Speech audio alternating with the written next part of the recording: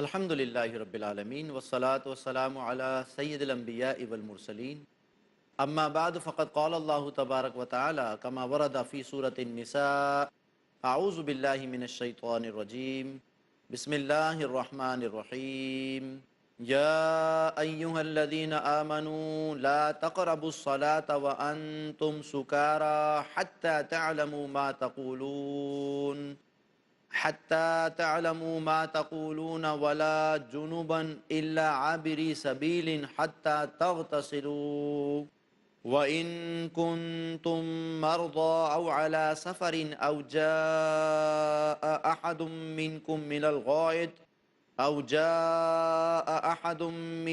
من الغائط أو لامستم النساء فلم تجدوا ماء فتيمموا صعيدا طيبا فامسحوا بوجوهكم وأيديكم إن الله كان عفوا غفورا رب اشرح لي صدري ويسر لي أمري واحلل عقدة من لساني يفقهوا قولي۔ محترم ناظرین کرام، السلام علیکم ورحمۃ اللہ وبرکاتہ۔ ہمارا پروگرام اللہ کا پیغام مومنوں کے نام کے موضوع پر الحمدللہ قرآن حکیم کی وہ آیات مبارکہ جس میں رب سبحانہ و تعالیٰ نے یا ایھا الذین آمنو سے مخاطب فرمایا ہے، اس کا مطالعہ جاری ہے۔ آج جو آیت مبارکہ ہمارے زیر مطالعہ ہے وہ سورہ نساء کی آیت نمبر 43 ہے۔ آیت مبارکہ میں اللہ سبحانہ و تعالیٰ نے بعض اوامر اور بعض نواہی بیان فرمائے ہیں۔ انشاءاللہ آج جس موضوع کو زیر بحث لانا ہے، زیر مطالعہ لانا ہے، وہ نشہ یا شراب کی حرمت ہے، جو کہ انشاءاللہ آج ہم پڑھیں گے۔ پہلے اس آیت مبارکہ کا ترجمہ سماعت فرمائیے۔ اللہ سبحانہ و تعالیٰ ارشاد فرماتا ہے، یا ایھا الذین آمنوا لا تقربوا الصلاۃ وانتم سکارى، اے لوگو جو ایمان لائے ہو، نماز کے قریب نہ جاؤ اس حالت میں کہ تم نشے میں ہو، یعنی حالت نشہ میں نماز کے قریب نہ جاؤ۔ حتی تعلموا ما تقولون، یہاں تک کہ تم جانو کہ تم کیا کہہ رہے ہو۔ ولا جنوباً، اسی طرح اگر تم حالت جنابت میں ہو اس وقت بھی نماز کے قریب نہ جاؤ۔ الا عابری سبیل، سوائے اس کے کہ راستہ طے کرنا ہو۔ حتی تغتسلوا، یہاں تک کہ اچھی طرح غسل کر لو۔ وَإِن كُنتُم مَرْضَىٰ، اور اگر تم ہو مریض، بیمار ہو۔ او علی سفر، یا پھر یہ کہ سفر میں ہو۔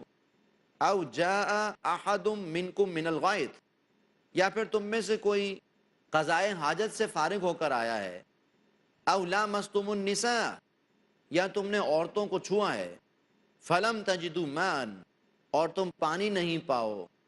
فتیمموا صعیدا طیبا، تو تیمم کر لیا کرو، قصد اور ارادہ کر لیا کرو پاک زمین، مراد یہ ہے کہ پاک مٹی کا۔ فامسحوا بوجوہکم وایدیکم، تو اس سے مسح کر لیا کرو اپنے چہروں کو اور اپنے ہاتھوں کو۔ ان اللہ کان عفوا غفورا، یقیناً اللہ سبحانہ و تعالیٰ بہت معاف فرمانے والا اور بہت بخشنے والا ہے۔ محترم ناظرین کرام، سورہ نساء کی اس آیت مبارکہ میں سب سے پہلا حکم جو دیا گیا وہ حرمت شراب یا حرمت نشہ ہے۔ اس سے پہلی نشستوں میں یہ بات بیان کی جا چکی ہے کہ شریعت اسلامی دو طرح کے احکامات پر مبنی ہے۔ پہلا حکم اوامر کہلاتے ہیں، یہ کام کرو، اور دوسری نوعیت نواہی کہلاتی ہے کہ یہ کام نہ کرو۔ قرآن حکیم میں اللہ سبحانہ و تعالیٰ نے شراب کی حرمت کے حوالے سے 3 مختلف مراحل میں اس کو حرام کیا ہے۔ شراب نجس ہے، لیکن یہ بات آپ کے علم میں ہوگی کہ عرب معاشرے میں پی جاتی تھی، استعمال کی جاتی تھی، بلکہ اگر یوں کہا جائے کہ پینے کی اصل شے ہی شراب تھی۔ لہذا اللہ سبحانہ و تعالیٰ نے تدریج کے ساتھ گریجولی اس شراب کی حرمت کے احکامات نازل فرمائے۔ شریعت اسلامی میں جو تدریج کا پہلو ہے، یہ بہت ہی شفقت اور رحمت اللہ سبحانہ و تعالیٰ کی ہے۔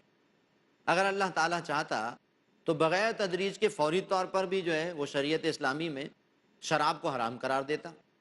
لیکن یہ دیکھیے ترتیب کے اعتبار سے پہلا حکم سورۃ البقرہ میں اللہ سبحانہ و تعالیٰ نے نازل فرمایا، سورۃ البقرہ آیت نمبر 219۔ پھر دوسرا حکم کچھ عرصے بعد، 1 سال بعد، سورہ نساء اس میں نازل ہوا آیت نمبر 43۔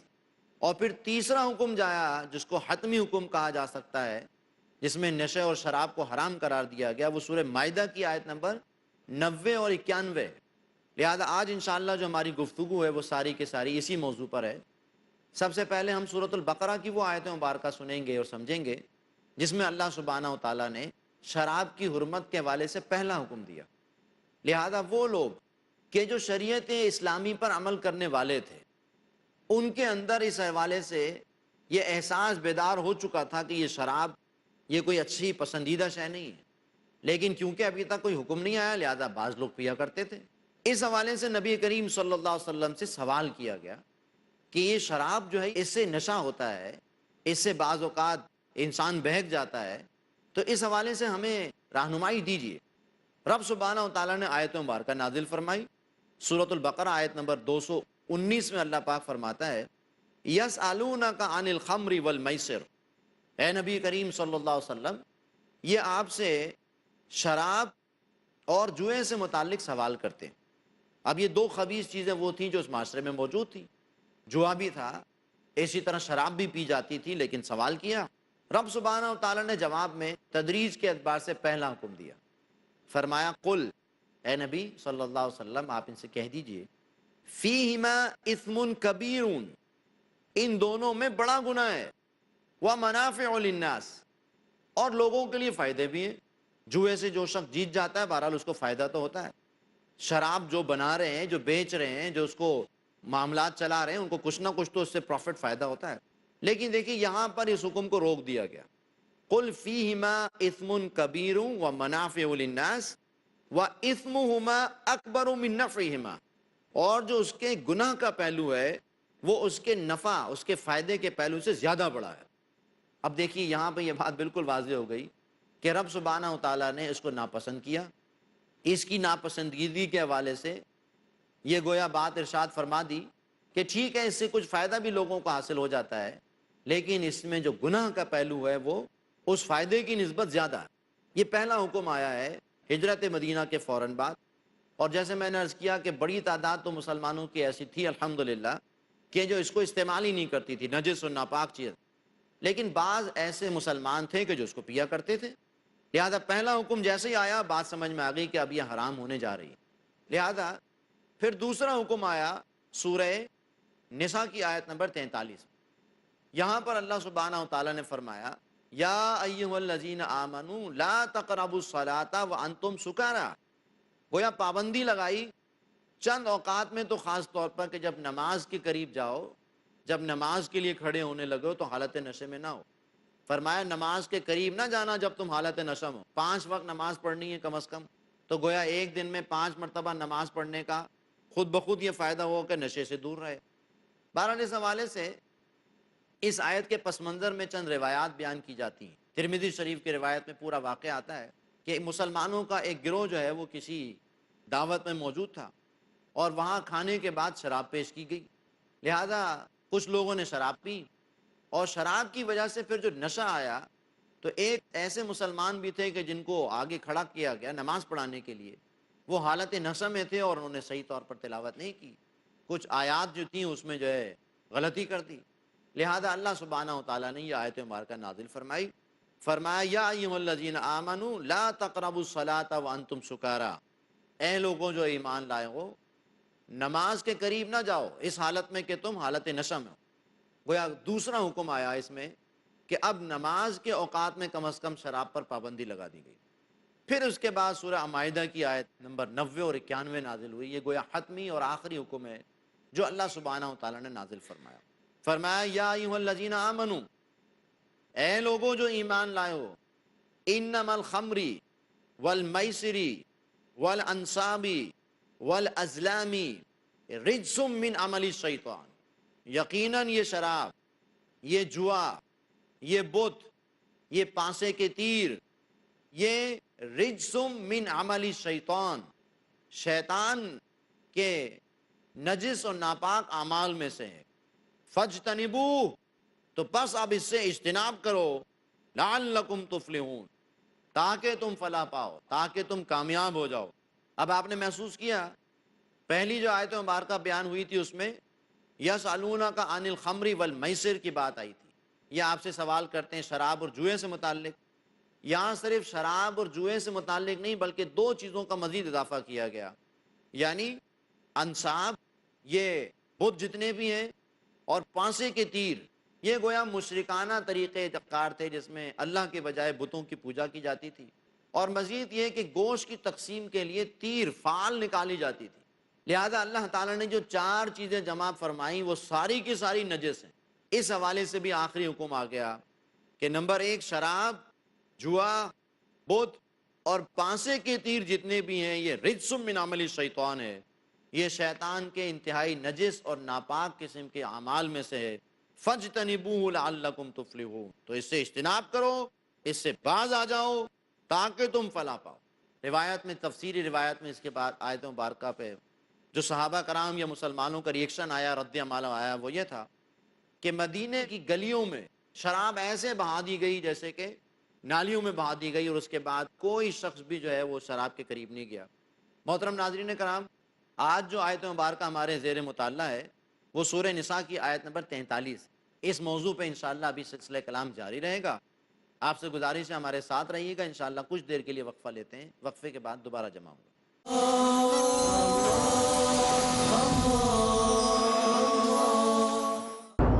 يا ضياء الصدور يا سراج البدور أحينا بالهدى من ظلام القبور وزعمتم ہو نصارات و تمدن میں ہنود، یہ مسلمان ہیں جنہیں دیکھ کے شرمائے یہود۔ یوں تو سید بھی ہو، مرزا بھی ہو، افغان بھی ہو، تم سب کچھ ہو، بتاؤ تو مسلمان بھی ہو۔ محترم ناظرین، مسلمان کو مسلمان بنانے کے لیے وہ اخلاق و صفات جو رحمان کو پسند ہیں بتانے کے لیے میں آپ کا دینی بھائی حافظ عبدالقدیر عمری پروگرام لے کر کے آیا ہوں صفات عباد الرحمن۔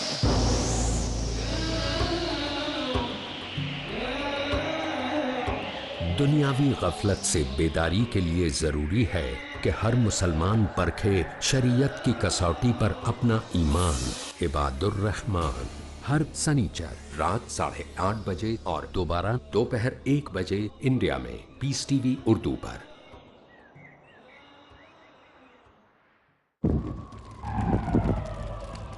Dialogue, discussion, debate, rebuttal, conclusion. Eliminate misconceptions about religion. Get enlightened. Witness Dr. Zakir Naik in a battle of words in Crossfire. ہر اتوار رات 8:30 بجے اور دوبارہ صبح 8:30 بجے انڈیا میں پیس ٹی وی اردو پر۔ کائنات رب کی، مخلوقات رب کی، رب ہی بانی، رب ہی اول، رب ہی لا فانی۔ جسے دل سے اس کی غلامی منظور ہے وہی بندہ کامیابی پر قابض ہے۔ دیکھیے مولانا محمد خالد ندوی کے ساتھ آؤ ایمان تازہ کریں، ہر اتوار شام 6 بجے اور دوبارہ رات 12:30 بجے انڈیا میں پیس ٹی وی اردو پر۔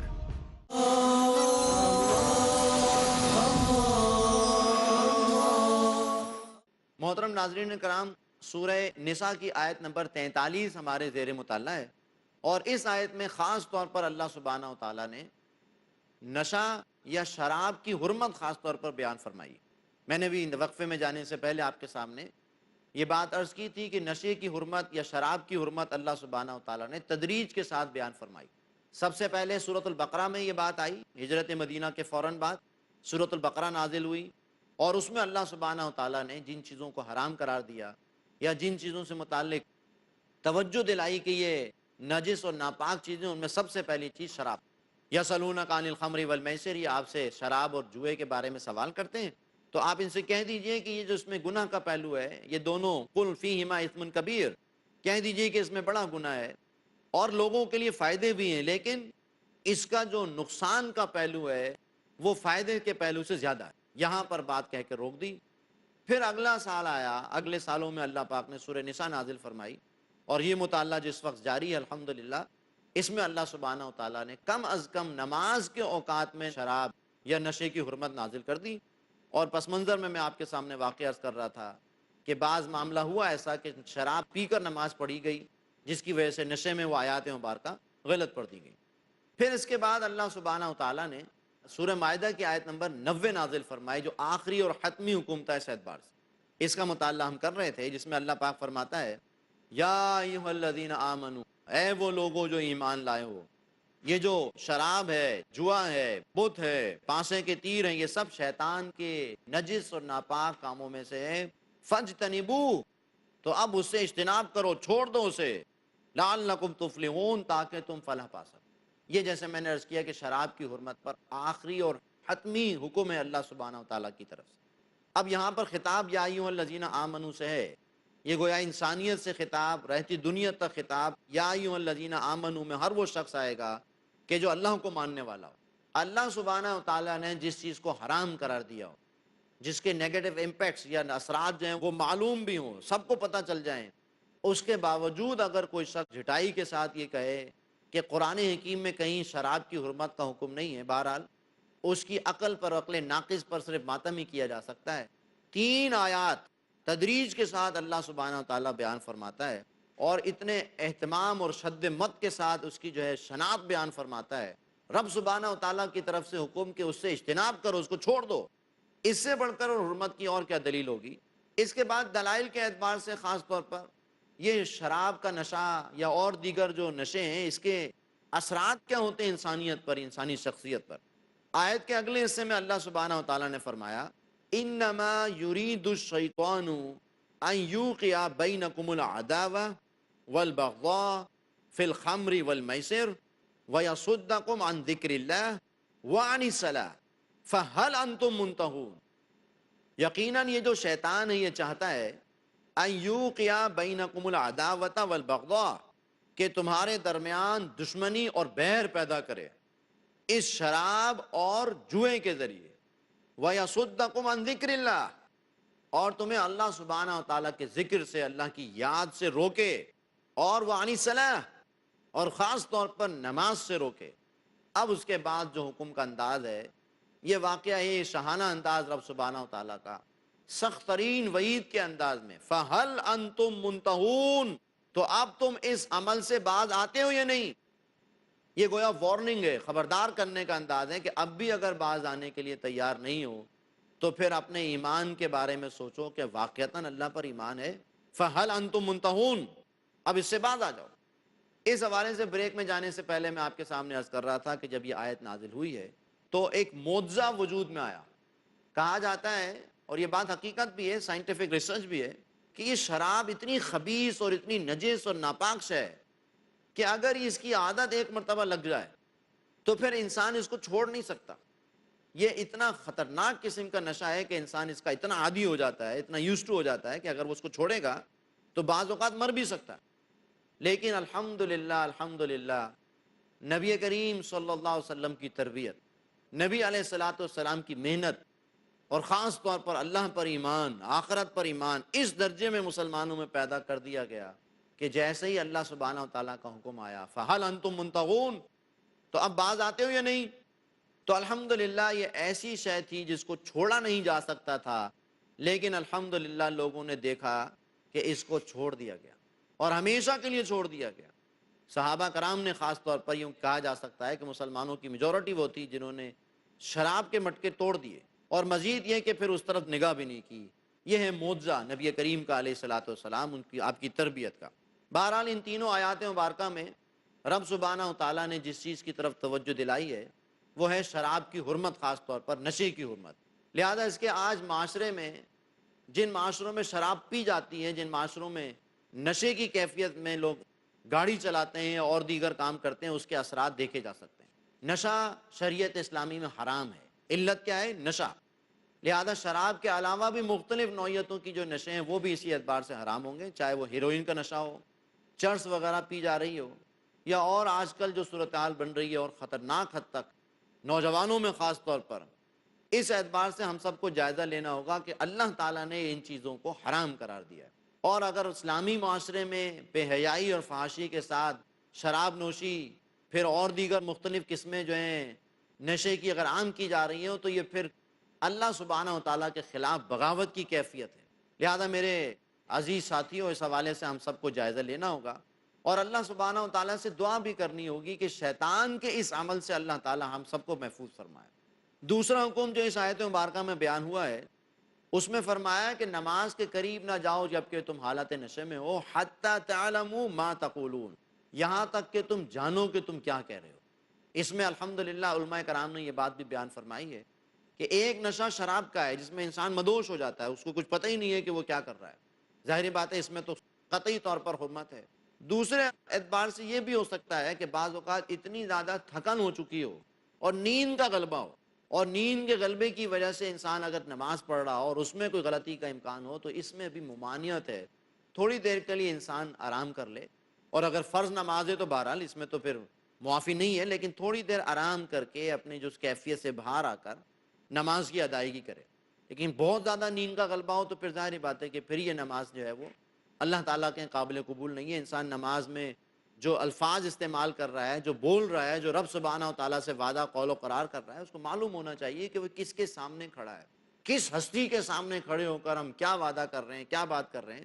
لہذا نیند کا غلبہ ہو یا بہت شدید بھوک لگ رہی ہو، انسان پریشان ہو رہا ہو بھوک کی وجہ سے، یا اور کوئی کیفیت ہو اور جس میں نماز کی طرف توجہ نہ ہو، تو پھر یہ بات مناسب نہیں ہے۔ اسی طرح یہ بات بھی اس میں بیان کی جاتی ہے ضمناً کہ قرآن حکیم کا وہ حصہ جو ہم پڑھ رہے ہیں نماز میں، کم از کم اس کا ترجمہ یا اس کا مفہوم جو ہے وہ ہم یاد کریں۔ تمام مسلمانوں کو ترغیب دلانی چاہیے۔ بہرحال اس میں وہ تو استثناء قرار پائیں گے کہ جو بالکل پڑھے لکھے نہیں ہیں، وہ بیچارے کسی حد تک سورہ فاتحہ یا اور دیگر صورتیں یاد کر کے نماز ہی پڑھ لیتے ہیں، یہی بہت بڑی بات ہے۔ لیکن یہاں مخاطب وہ لوگ ہیں میرے اصل میں کہ جو جانتے ہیں، جو پڑھے لکھے لوگ ہیں، دنیا بھر کے فلسفے پڑھتے ہیں، دنیا بھر کی معلومات ان کے پاس ہیں، لیکن نماز میں جب کھڑے ہوتے ہیں تو رب سبحانہ و تعالیٰ سے کیا بات کی جا رہی ہے، تسبیحات کیا پڑھی جا رہی ہیں، اسی طرح ثنا میں کیا الفاظ ہیں جو ہم اللہ پاک کی بڑائی کے لیے بیان کر رہے ہیں۔ ام الکتاب، اللہ کی کتاب کی سب سے عظیم ترین سورت، سورۃ الفاتحہ میں کیا پڑھا جا رہا ہے۔ پھر مزید یہ کہ جو صورتیں ہم قرآن حکیم کی پڑھ رہے ہوتے ہیں وہ کیا کلام ہے، جس میں کیا پیغام ہے۔ اسی طرح درود شریف ہے، اتحیات ہے، تسبیحات، اس کا کچھ نہ کچھ مفہوم ضرور معلوم ہونا چاہیے۔ اگر مفہوم سے بالکل بے بہرا ہو کر، اندھے اور بہرے ہو کر اللہ سبحانہ و تعالیٰ کے جناب میں کھڑے ہو کر نماز پڑھ رہے ہوں تو بہرحال یہ نماز کوئی پسندیدہ نماز نہیں ہے۔ لہذا ہم کو کوشش کرنی چاہیے، اپنے معاملات کے اعتبار سے کوشش کریں کہ نماز ہم اس کیفیت میں پڑھیں حتی تعلموا ما تقولون، ہم جانیں کہ ہم کیا پڑھ رہے ہیں، کیا کہہ رہے ہیں، کس سے بات کر رہے ہیں، کیا وعدہ، کیا قول و قرار ہے جو ہم اللہ سبحانہ و تعالیٰ سے کر رہے ہیں۔ بہرحال اس میں تیسری شکل بیان ہوئی ولا جنوبن، اور اس حالت میں بھی نماز کے قریب نہ جاؤ کہ تم حالت جنابت میں ہو، یعنی غسل کی حاجت ہو، انسان ناپاک ہوا ہو، مجبوراً مسجد سے گزرنا پڑ رہا ہو تو اس کی اجازت ہے۔